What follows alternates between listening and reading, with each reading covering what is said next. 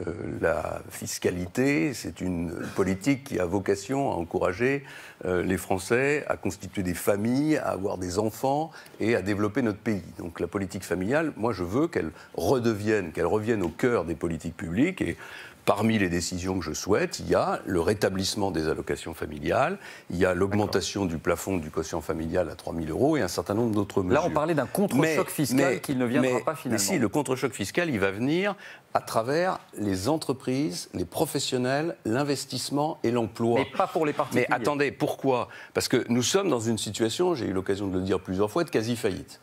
Et on a en plus en face de nous la perspective de l'augmentation des taux d'intérêt qui est en train de se préciser de manière de plus en plus sérieuse.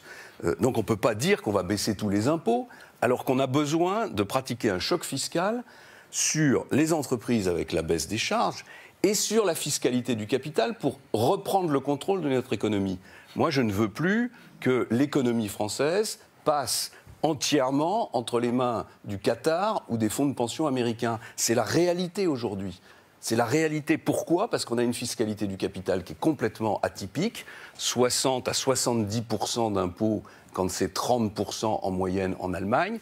Pourquoi voulez-vous qu'il y ait des Français qui investissent dans l'économie française? Et donc, si on reste avec ces contraintes-là, il n'y aura pas de croissance et il n'y aura pas d'emploi. Donc moi, je mets le paquet sur la baisse des charges et sur la fiscalité du capital, et quand l'économie aura repris des couleurs, quand la situation de l'emploi s'améliorera, on pourra faire à ce moment-là une grande réforme fiscale qui ne consistera pas simplement à baisser de 2 ou 3 ou 10% l'impôt sur le revenu, mais à refonder complètement la fiscalité avec un impôt qui devrait être payé par un plus grand nombre de Français, même de façon extrêmement modeste, et avec un niveau général de l'impôt qui soit plus bas.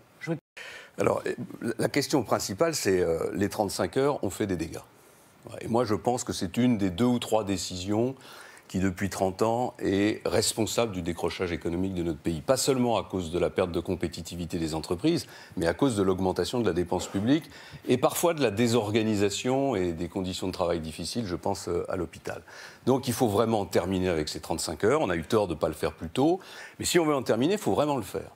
Et pour le faire, il faut se fixer un objectif qui doit être une augmentation du temps de travail pour l'ensemble des Français. On ne peut pas imaginer qu'il va y avoir des accords dans les entreprises pour augmenter le temps de travail si par ailleurs les fonctionnaires qui ont la sécurité de l'emploi restent à 35 heures, voire à 32 dans un très grand nombre de collectivités locales. Ce n'est pas ma vision de la justice sociale, ce n'est pas ma vision de l'égalité. Je pense que les fonctionnaires doivent accomplir un effort de travail supplémentaire pour permettre au pays de se redresser et pour permettre que l'ensemble de la société française travaille un tout petit peu plus, parce que c'est comme ça qu'on redressera la situation.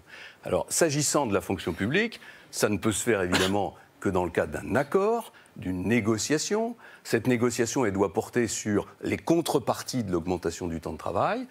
Moi, je veux une négociation qui soit, au fond, un partage des gains entre la puissance publique, donc il y a une partie d'amélioration de la compétitivité, et les salariés.